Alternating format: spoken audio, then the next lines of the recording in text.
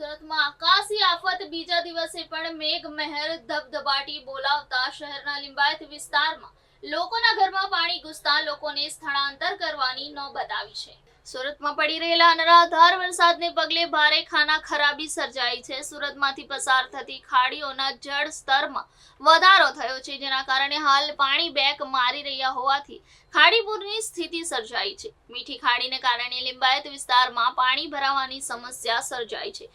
ઘરમાં પાણી ભરાઈ જતા લોકોને હાલાકીનો સામનો કરવો પડી રહ્યો છે। બીજી તરફ રસ્તાઓ પાણીમાં ગરકાવ થઈ જતા વાહન ચાલકોને પણ પરેશાનીનો સામનો કરવો પડી રહ્યો છે। મીઠી ખાડી અને ભેડવાડ ખાડી હાલ ભયજનક સપાટી સુધી પહોંચી ગઈ છે।